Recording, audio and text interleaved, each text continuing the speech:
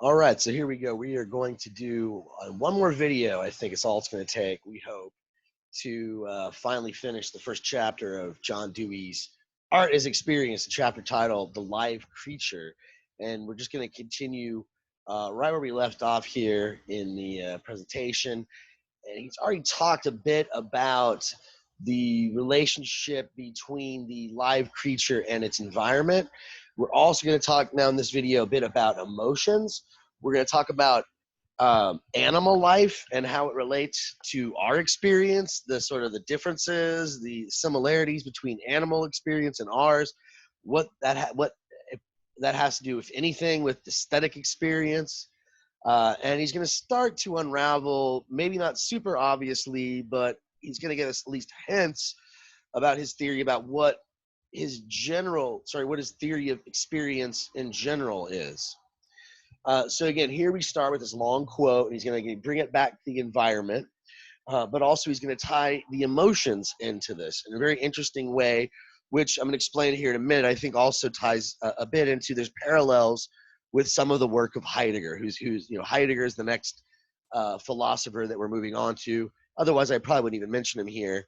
But we're going to be talking about him later, so might as well. But let's look at what Dewey says here about emotions and the environment. The live animal does not have to project emotions into the objects experienced. Nature is kind and hateful, bland and morose, irritating and comforting, long before she is mathematically qualified, or even a congeries of secondary qualities like colors and their shapes.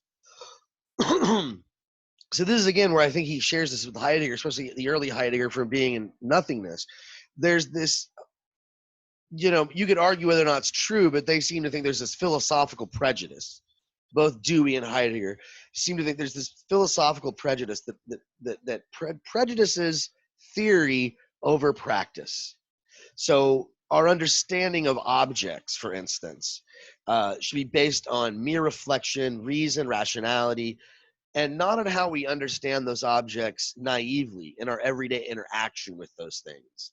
Dewey and Heidegger flip the script and say, no, we need to start with our everyday interactions of things, and our everyday interactions with things is more direct. We don't experience the emotions as some things that are the quality of the object, as something that attaches to the environment. The emotions engulf our entire experience. They're directly felt. They're not intellectualized. They're not conceptualized. And then, like, for instance, if I see, let's imagine I'm a caveman, hunter-gatherer, whatever, prehistoric man walking through my environment, and I see a dangerous animal, right? A wolf or a bear, tiger who looks threatening, right? I don't sit there as this sort of brute thinking about that object and analyzing its size mathematically, how tall it is, how far it is away from me, how big it is, how sharp its teeth are. I'm not thinking about all these and then attaching the word threat to it, or the concept threat to it. This threat is an immediate realization, right? It colors my environment. I see that object, jumps out at me, right? So again, nature's kind and hateful, bland and morose. We don't project these emotions onto the object. They are a part of the environment. So he says here, the dictionary will inform anyone who consults it that the early use of words like sweet and bitter was not to denote qualities of sense as such, but to discriminate things as favorable and hostile. I didn't check the dictionary for this. I have an old copy with all the etymologies, but I'm assuming he's correct. He probably would have written it if there wasn't something to this. And how could it be otherwise? Direct experience comes from nature and man interacting with each other. This is very Darwinian, right? In this interaction, human energy gathers, is released, dammed up, frustrated, and victorious. We talked about this, I think, at length in the last video. Pulses of doing and being withheld from doing, right? This constant strife for existence, but at the same time, this is being the basis of, for Dewey, this is the basis for the aesthetic. And actually, according to him, if we didn't have strife, if we didn't have tension in our experience, then we couldn't have art. We couldn't have aesthetic experience at all. So he says here in this quote, right, there are two sorts of possible worlds in which aesthetic experience would not occur. In a world of mere flux, change would not be cumulative. It would not move toward a close. Stability and rest would have no being. So in a world where everything is constantly moving and there's no resolution and no repose, no equilibrium ever felt, that world would be a world without aesthetic experience. And then Dewey says, equally is it true, however, that a world that is finished, ended, would have no traits of suspense and crisis, and would offer no opportunity for resolution, right? So in other words, the opposite of that, a world where there was no change and there was no strife, that would also be an unaesthetic world as well. There'd be no resolution and therefore no aesthetic experience as well. Where everything is already complete, there is no fulfillment. We envisage with pleasure nirvana and a uniform heavenly bliss only because they are projected upon the background of our present world of stress and conflict. In a finished world, sleep and waking could not be distinguished. In one wholly perturbed, conditions could not even be struggled with. In a world made after the pattern of ours, moments of fulfillment punctuate experience with rhythmically enjoyed intervals. So there's something rhythmic about experience, and this necessitates not absolute stability, but not absolute chaos, right? There has to be some flux and some stasis, right? If we had a world that was purely flux or purely chaos, purely change, at least if that's how it was experienced, Dewey's arguing that we would not have such a thing as aesthetic experience. Pleasures may come about through chance or through chance contact and stimulation. Such pleasures are not to be despised in a world full of pain. Nietzsche's not an anti-hedonist. Dewey is not an anti-hedonist. So he's saying, look, if you get some pleasure out of something and it's just a happenstance, it's just chance through contact or stimulation, hey, that's great. Good for you, man. We all need a little help, right? But it's not the same thing as what he's talking about here. Happiness and delight are a different sort of thing. They come to be through a fulfillment that reaches to the depths of our being. This sounds a bit mystical and kind of fanciful and romantic, but I don't think that's what he's not trying to be this. He's talking about, again, the struggle for life. It's very Darwinian, right? We have a struggle and then there's a calm, there's struggle and calm. So it reaches the very depths of our being, one that is in an adjustment of our whole being with the conditions of existence. In the process of living, attainment of a period of equilibrium is at the same time the initiation of a new relation to the environment, one that brings with it a potency of new adjustments to be made through struggle. The time of consummation is also one of beginning anew. Right? We hinted at this in the last video, right? When the organism is able to somehow fulfill some demand of the environment, some implement or obstacle, or something pushing against it in the environment, right? Once it sort of comes up with a game plan or a way to deal with this and struggles against it and overcomes it, that in a sense, that overcoming is aesthetic. It's this equilibrium, that pause, that relaxation, that unity is aesthetic, says Dewey. But there's different ways that we deal with our environment. Sometimes it's just coping with, we just sort of barely get by. But there's others in which that overcoming adds something to our potency. Here's the word that he uses, right? It expands our experience, is what he was using in previous quotes. So in a sense, it's the end of a process. It's the fulfillment of a need or desire. At the same time, it's a new beginning. It's a new engagement with the world, new understanding, if we're able to incorporate that overcoming in our preceding, the following experiences, all the experiences that follow. So our relationship to time in general is key here for Dewey. Again, this is all very, maybe I read too much Heidegger, so I see Heidegger in a lot of things. But again, this reminds me of a lot of what he says in Being and Time, one of his most famous works.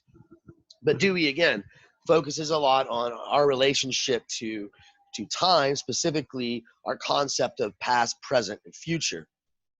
He writes, most mortals are conscious that a split often occurs between their present living and their past and future. Then the past hangs upon them as a burden. It invades the present with a sense of regret, of opportunities not used, and of consequences we wish undone. It rests upon the present as an oppression, instead of being a storehouse of resources by which to move confidently forward, right? We're dwelling on the past. The past is a burden. Instead of seeing it as an experience from which we can grow from, it's, why couldn't I do it this way? Why didn't I do it that way? Why didn't I try this, right? But the live creature adopts to its past. It can make friends with even its stupidities, using them as warnings that increase present wariness. Instead of trying to live upon whatever may have been achieved in the past, it uses past successes to inform the present, right? It's what Santayana calls these hushed reverberations of the past, right? Inform the future. To the being fully alive, right? The one who doesn't dwell in the past, for Dewey, right? Being fully alive. The future is not ominous, but a promise, right? So just like the past can be something that we dwell on, we worry about, why didn't I do this way? Why didn't it happen that way? The future can also have this ominous tone. Oh my God, I don't know if I'm be able to do the test. I don't know how I'm going to pass this class, etc. But he says when you're fully present, when you're fully alive, the future is not ominous, but it's a promise. It surrounds the present as a halo. It consists of possibilities that are felt as a possession of what is now and here, right? So we bring the future into the present. We bring the past into the present. In life that is truly life, everything overlaps and merges. But all too often we exist in apprehensions of what the future may bring and are divided within ourselves. And even when not over anxious, we do not enjoy the present because we subordinate it to what is absent, right? We're preoccupied with something else. So for Dewey, the aesthetic will not have this quality. The aesthetic will not be, the aesthetic experience will not be one where we're dwelling on the past, dwelling on the future. And again, this I think is something he's going to share with Schopenhauer. He's going to agree with him on this, but for much different reasons. You might argue that Schopenhauer is a bit mystical. He's drawing from Buddhism and Hinduism, from the Vedic literature in Hindu. But Dewey's just thinking about this sort of calm repose. And he's actually, you're going to see here in a minute, he's drawing from examples, from the animal kingdom. Because of the frequency of this abandonment of the present to the past and the future, the happy periods of an experience that is now complete because it absorbs into itself memories of the past and anticipations of the future, come to constitute an aesthetic ideal. So in other words, those moments when we're able to incorporate the past into our present, and we're able to use the future as some sort of grand anticipation, right? Those for Dewey are what constitute the conditions of an aesthetic ideal. Only when the past ceases to trouble and anticipations of the future are not perturbing is a being wholly united with his environment and therefore fully alive. Art celebrates with peculiar intensity the moments in which the past reinforces the present and in which the future is a quickening of what now is. Right, so we have a picture here of Ganesh, right? This figure of Ganesh at the Ganesh Chaturi Festival in India. And right, I mean, I'm just imagining the people there, how it's, from what I understand, Ganesh, he's a symbol of new beginnings and new celebration. And when you graduate from high school or get married or something, Ganesh is often invoked or worshipped or something like this, okay? And so perhaps if you are able to sort of like become one with this celebration, this is all sounding kind of Nietzschean, kind of Dionysian, But that I think is what Dewey would like. That's what that's what he's gonna say is the essence of the aesthetic, right? It's these moments when we're fully present, and and the celebration of the future is there, and the past is not seen as a burden or as a regret, but as something that has brought us to where we're at now and has sort of made us who we are, and we can sort of see that and appreciate it and incorporate it to our present experience.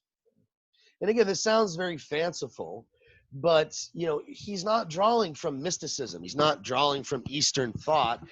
He's drawing from the animal kingdom here, right? So, for him, aesthetic experience is even present in animal life. So he writes that in order to grasp the sources of aesthetic experience, it is therefore necessary to have recourse to animal life below the human scale. The activities of the fox, the dog, and the thrush may at least stand as reminders and symbols of that unity of experience which we so fractionize when work is labor and thought withdraws us from the world. The live animal is fully present, all there, in all its actions, in its wary glances, its sharp sniffings, its abrupt cocking of ears. All senses are equally qui vive. I'm not sure if that's how you say that French word, right? But fully alive, right? On the sort of the peak. Now, even I've got this picture of a tiger who looks really vibrant, beautiful, and in nature, like he's about to pounce at you, staring at you like a predator, right? But even my cat laying on the bed in my bedroom there taking a nap, she's not worrying about yesterday and, the past. I'm assuming maybe she is. She's got regrets I don't know about. She does. She's really good at hiding it, right? She's just there. She's just a dumb animal, right? But for Nietzsche, that's not dumb. That's what you should be aiming for, right?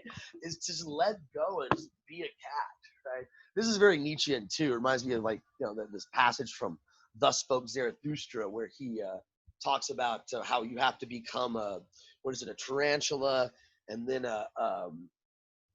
let me get it totally screwed up. You're a tiger, a tarantula, and then a baby, right? You go through this metamorphosis, and the baby is just like a completely present and just not judging things, not putting them in these boxes, and the past is not really a burden. The future is not an ominous,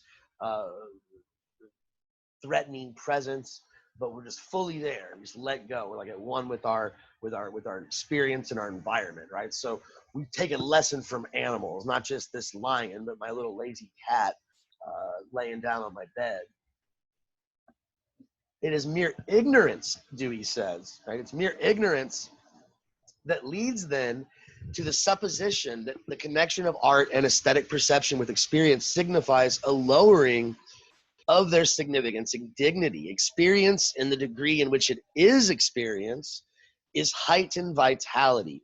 We're going to talk more about this in the next video because he's kind of vague, I think, so far. What does he mean by experience? Isn't everything experience, right? Like, what is his general notion of experience, and how does aesthetic experience differ from it? Because it's not that clear yet. We're going to have to kind of wait to chapter 2, the title of which is Having an Experience, to kind of get a clearer, more detailed answer. But he's hinting at it here. So, you might kind of already have a sense of where he's going with this. So in any ways, experience in the degree in which it is experience is heightened vitality. Instead of signifying being shut up within one's own private feelings and sensations, it signifies active and alert commerce with the world. So you're actively engaged with the environment. You're not this separate subjectivity, willlessly contemplating it like Schopenhauer would have you think. At its height, it signifies a complete interpenetration of self and the world of objects and events. Because experience is the fulfillment of an organism in its struggles and achievements in a world of things, it is art in its gem, right? So again, art is experience, right? Well, at least experience is art in its gem, right? What we call art begins in what we call just basic living experience, the lived experience of the organism as it interacts with its environment. Experience is the result, the sign, and the reward of that interaction of an organism and environment, which, when it is carried to the full, is a transformation of interaction into participation and communication. Sense organs, with their connected motor apparatus, are the means of this participation. Any and every derogation of them, whether practical or theoretical, is at once effect and cause of a narrowed and dulled life experience. Oppositions of mind and body, soul and matter, spirit and flesh, all have their origin, fundamentally, in fear of what life may bring forth. They are marks of contraction and withdrawal. This is a very obscure passage, hard to follow. I gotta admit, but I felt like I needed to put it in here, right? This is key, I think, to Dewey's philosophy in general. He was a philosophical pragmatist. I recommend, if you want to look it up, look up pragmatism, see, maybe get a general view of pragmatism. But this is also controversial, but I gotta take sides with Dewey here, right? You're probably not gonna like this, maybe, because it's kind of confusing. But I think he's onto something here, right? This sort of constant conception of a self that you find throughout philosophy. This is, I think, something he shares with Heidegger. They reject it, right? This is something I think they would share with the Buddha, right? Buddhism, okay? The environment and the self are the same thing. What? Environment? No, what do you mean, right? Okay, the world, the environment, the self, two sides of the same coin, at least you might say, right? You can't have one without the other. Philosophy tries to separate the two. Go back to Descartes. We've been talking about Descartes throughout the semester. Although Descartes never wrote about philosophy of art, he had a big influence on a lot of these guys, right? Maybe negatively or positively, they were reacting, a lot of them, to Descartes. So Descartes famously said, "I think, therefore I am." And that's all I know for sure. Everything else I get from that certainty of self. We see this method of doing philosophy repeat itself in the works of Kant, in the works of Schopenhauer, David Hume even, you could argue. They start with this notion of I exist, the self. What else, right? That's what I know. I could maybe, everything that I see, my perceptions could be all deceptive. Maybe it could all be like some matrix scenario, Plato's cave or whatever. But I can't doubt I exist. So the self, thought itself, is the sort of basic building block of all other truth, and all other truth is derived from that sort of one foundation, right? But for John Dewey, for the pragmatist in him, and for the phenomenologist in Heidegger, another fancy word we'll get to later, the self is really a construction that is a result of your interaction with your environment. And in this case, Dewey's saying it's a retraction from it. Right, so the separation of mind and body, the physical and the mental, the organism from its environment, for him, it's an artificial sort of line that we draw that only comes about in certain types of experience in which things are not sort of fit together. Maybe we're dwelling on the past. Maybe we're worried about the future. Maybe things aren't working out. Again, these are marks of contraction and withdrawal. Man excels.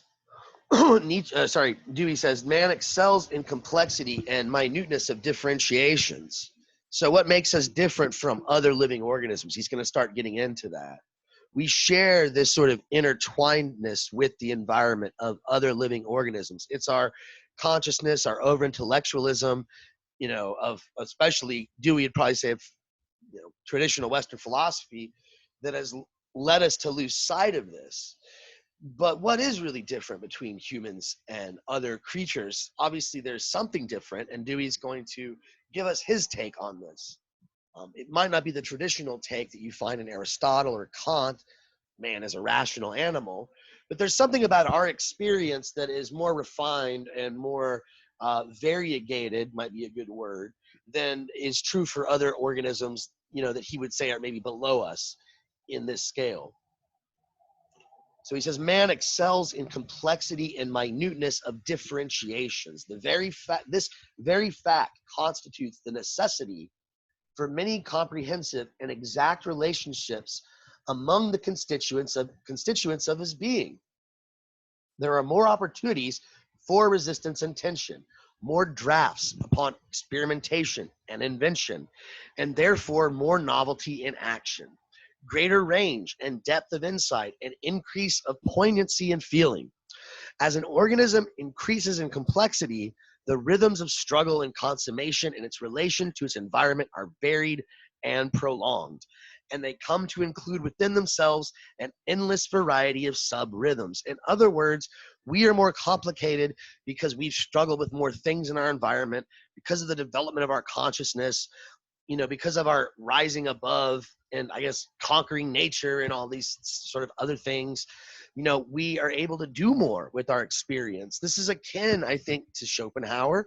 This is akin to Nietzsche, especially when Nietzsche writes in The Gay Science, in one of his famous works, how unlike the animals who are sort of stuck in their world, we have this relationship to our world that is both creative and adaptive, right? We create it and we adapt to it. So we're a product of our environment, and our product is an environment of us. That's much less true of animals and other creatures. And Dewey is seeming to say the same thing. He's obviously tying this more to, Darwinian biology. We overcome all these, obstacles, and through this we evolve, we gain more skills, we gain more capacities, more things to do, and more ways to manipulate our environment. So we're much more complex in that regard. And so our mode of aesthetic expression obviously will be that way too.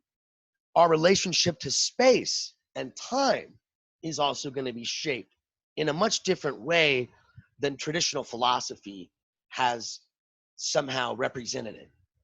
I think particularly here, he's not naming names, but he particularly seems to be targeting philosophers like Kant, but not just Kant.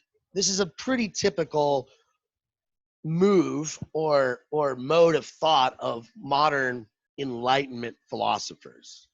They tend to think of space and time as these very abstract properties. If you remember back to the first lecture on Kant, if you watched it, that was a really tough lecture. So if you didn't really quite get some of the points, I don't blame you. Kant is not easy. But Kant mentions that space and time are the basic forms of all experience. All experience takes place under the conditions of space and time.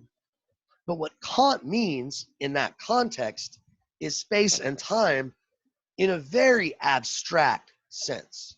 Space is completely open and wide and infinite. There's no borders to it, right? Again, so space is boundless and endless.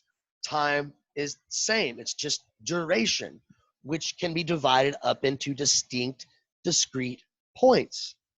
But for Dewey, and I would argue also for Heidegger, although this video is really on Dewey, time and space are originally not experienced as these abstract constituents. They're not experienced in this super abstract way.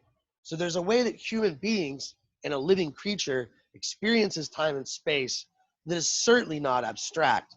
And yet these abstract understandings, these conceptual understandings of time and space are actually derived from these more primal, direct experiences, more human experiences of space and time. So let's read this quote where Dewey tries to elaborate on this point. Space, he says, thus becomes something more than a void in which to roam about, dotted here and there with dangerous things and things that satisfy the appetite. It becomes a comprehensive and enclosed scene within which are ordered the multiplicity of doings and undergoings in which man engages. So the human space is a much more significant, it's not an abstract, we're not just these sort of subjectivities floating around looking for satisfaction and avoiding dissatisfaction, kind of mindlessly wandering, almost like if you've ever read the Political Philosophy of Thomas Hobbes, that's kind of his characterization of human experience, kind of hedonistic. But no, you know, for Dewey, much like Heidegger, I would say, we inhabit these spaces that are fully contained. We're aware of our neighborhood and how our neighborhood is connected to the adjoining neighborhood. And if we have a job across town, we have sort of a sense of the space between where we're living and where we're working. And we have a sense of, you know, space between ourselves and our loved ones, right? This sort of space is much more significant and sort of contained and enclosed. And it's a space in which human action is made possible. It's the space in which human actions can be significant, right? It's where we have jobs and we go to work. It's not an abstract space. And so for him, also time similarly ceases to be either the endless and uniform flow or the succession of instantaneous points, which some philosophers have asserted it to be. It too is the organized and organizing medium of the rhythmic ebb and flow of expected impulse, forward and retracted movement, resistance and suspense, with fulfillment and consummation. It is an ordering of growth and maturations. So this quote here, right, this sort of brings us back to the beginning of the lecture, right, the first lecture, and it kind of makes a little bit more sense why he would use the example of a fire truck and its siren driving by, or the construction worker, you know, drilling a hole in the earth, boring a hole in the earth, as an example of some sort of aesthetic in our everyday experience. But now that we sort of have a fuller picture maybe of what he means by human experience and the interaction with the environment, perhaps those examples are not quite so obscure. So let's read this quote here and see how he ties that together. When a flash of lightning illumines a dark landscape, there's a momentary recognition of objects. But the recognition is not itself a mere point in time. It is the focal culmination of long, slow processes of maturation. It is the manifestation of the continuity of an ordered temporal experience in a sudden, discrete instant of climax. It is as meaningless in isolation as would be the drama of Hamlet were it confined to a single line or word with no context. Form, as it is present in the fine arts, is the art of making clear what is involved in the organization of space and time, prefigured in every course of a developing life experience. So what Dewey is saying here is elaborating on what I've already said about time and space. The way they're experienced to us is not like the way they're described by the philosopher. Why is it that the lightning bolt strikes out and is something that is significant to us, right? It's because of all the things that led up to it. The calm, the rumble, the sort of luminous clouds. All of that was a part of this whole organic, full experience, which made that lightning bolt be as striking and as captivating, I guess you might say, as it is. On its own, for Dewey, and maybe this is debatable, it would not be significant, right? So we can't understand objects discretely, independent of other objects, and without there also being part of some sort of culmination of a process, says Dewey. This is the basis for the possibility of any sort of aesthetic experience at all. Let's see what he says about recognition and perception. This is also how, in our experience, certain things that might be kind of mundane and silly, because they are novel, unexpected, come out of nowhere, they too can be aesthetic in a sense. So moments and places, despite physical limitation and narrow localization, are charged with accumulations of long gathering energy, a return to a scene of childhood that was left long years before floods the spot with the release of pent-up memories and hopes, right? So this accumulation doesn't have to be something that's so obvious, right? You might have all these memories of your childhood that you don't reflect on all the time, but they're there. They come from time to time. Maybe you've been holding them back a bit. Maybe they're sad. Maybe they're happy, but you're too busy to think about that. You got to come back to the present. But then you go to that old playground where you used to hang out when you were a kid, and all that just jumps right out, right? And there's that aesthetic moment of recognition. Likewise, to meet in a strange country, one who is a casual acquaintance at home may arouse a satisfaction so acute as to bring a thrill, right? So you bump into somebody who you know, who's just like a casual acquaintance, you're not going to get all excited about it if it's just at home, right? When you're at your home city. But if you bump into them while you're on, on vacation in Europe or the Bahamas, it's kind of exciting. Wow, you're here too? Wow, fancy meeting you here. Mere recognitions occur only when we are occupied with something else than the object or person recognized. It marks either an interruption or else an intent to use what is recognized as a means for something else. To see, to perceive is more than to recognize. So I'm not just seeing this object as this is a book, this is a table, right? I'm actually, when I'm perceiving it, it's something actually significant to me. It jumps out. It does not identify something present in terms of a past disconnected from it. The past is carried into the present so as to expand and deepen the content of the latter. Oh, wow, that reminds me of this. And now it makes me appreciate this moment even more, right? So this is the idea that he's getting at. More on nature, right? And these are all some examples that you might want to push back on, right? They don't seem so obviously aesthetic. He says, art is thus prefigured in the very processes of living. A bird builds its nest and a beaver its dam when internal organic pressures cooperate with external materials so that the former are fulfilled and the latter are transformed in a satisfying culmination. Right? So all these pressures from outside, all the materials that are available, they all come together and they're fulfilled in the dam, in the nest, which offers protection or some function for the living organism. We may hesitate to apply the word art since we doubt the presence of directive intent, but all deliberation, all conscious intent grows out of things once performed organically through the interplay of natural energy. So he's arguing here, again, this is something Heidegger, I think, would agree with him about, is that all of these things that we call art can be traced back to modes of experience, modes of behavior that were a part of the organism's interaction with its environment.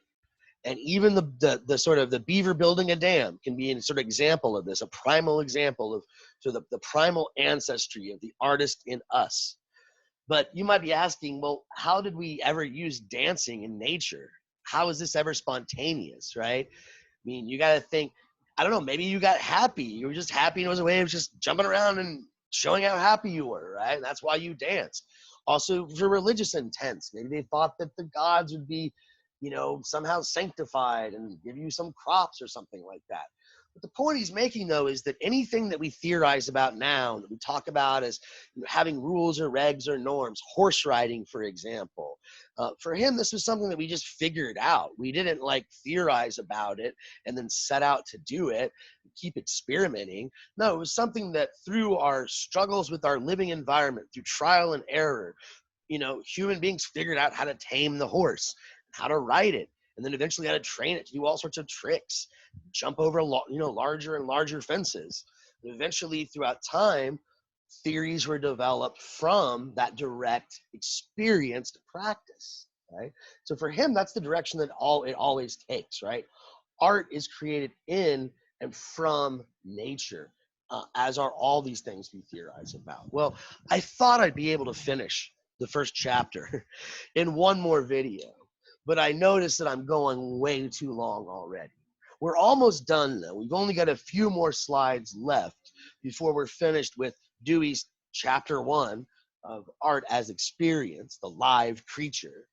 So this next video that we're gonna move into here, we're gonna get into chapter 2 finally. But we're gonna have to wrap up what little is left here of the first chapter, which is fine because it's a pretty good segue, I think, that these two chapters are quite related. Because in the first chapter, he's not just talking about the live creature, the living organism, obviously. He does mention his sort of general theory of experience, and he talks also about theories of art and why they fail and where his theory is going to go and how he's going to correct some of those failures. Okay, so you've got a lot to come, right? A lot more material. But I swear, I promise, from here on out, these videos are going to get a lot shorter. So I hope to see you on the other side, and probably have to take a quick break because I'm running out of a bit of steam. So the next video, the lighting might be a little different, and I might be in a different shirt or something like that. So going off like that. All right.